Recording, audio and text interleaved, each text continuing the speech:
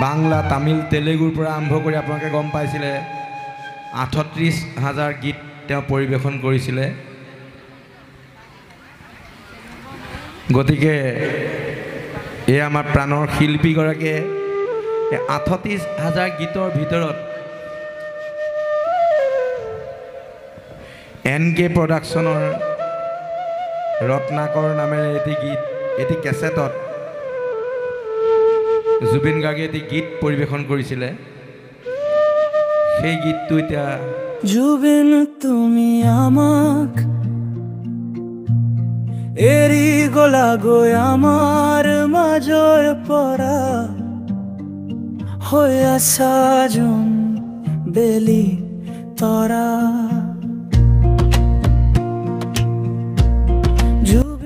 আছিল আমাৰ প্ৰাণৰ শিল্পী জুবিন গাৰ্গ ডাঙৰীয়া। আজি যোৱা 19 ছেপ্টেম্বৰ তাৰিখে মহাপায়নত বিলীন হোৱা শ্ৰদ্ধাৰ শিল্পীজনাৰ মৃত্যুৰ ন্যায় বিচাৰি অসম মুলুকত এক জোৱাৰ সৃষ্টি হৈছে আৰু আপোনালোকো নিশ্চিতভাৱে ইয়াৰ ব্যতিক্ৰম নহয়। গতিকে মঞ্চৰ পৰা আপোনালোক সকলোৱে থিয় হৈ মই শেষ বক্তব্যৰ আগত অন্তত এবাৰৰ কাৰণে আপোনালোক আটাইয়ে জাষ্টিছ ফৰ জুবিন বুলি যদি কয়, জুবিন দা অমৰ হওক বুলি কয়, মই সুখী হ'ম। জাষ্টিছ ফৰ জুবিন, জুবিন দা অমৰ হওক, জুবিন দা অমৰ হওক, জুবিন দা অমৰ হওক। আমাক ন্যায় লাগে, আমাক ন্যায় লাগে, আমাক ন্যায় লাগে, আমাক ন্যায় লাগে, আমাক ন্যায় লাগে, আমাক ন্যায় লাগে। Justice for Zubeen, justice for Zubeen, justice for Zubeen, justice for Zubeen. অমৰ হওক, জুবিন দা অমৰ হওক, আমাক ন্যায় লাগে। আইসকলে মোক সহযোগিতা আগবঢ়ালে আৰু আমাৰ পৰম শ্ৰদ্ধাৰ সেই ভগৱান সদৃশ জুবিন দা ডাঙৰীয়াৰ আমি ন্যায় পাম বুলি আশা ৰাখি বাংলা তামিল তেলেগুৰ পৰা আৰম্ভ কৰি আপোনালোকে গম পাইছিলে ৩৮,০০০ গীত তেওঁ পৰিৱেশন কৰিছিলে।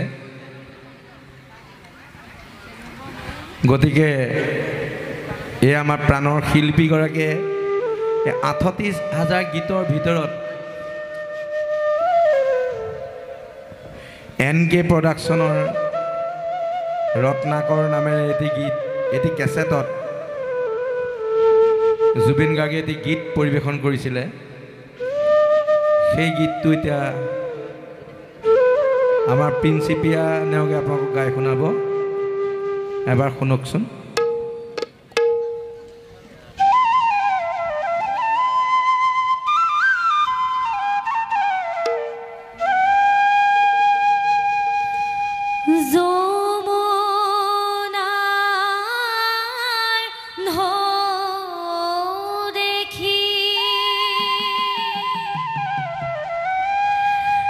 ৰাধা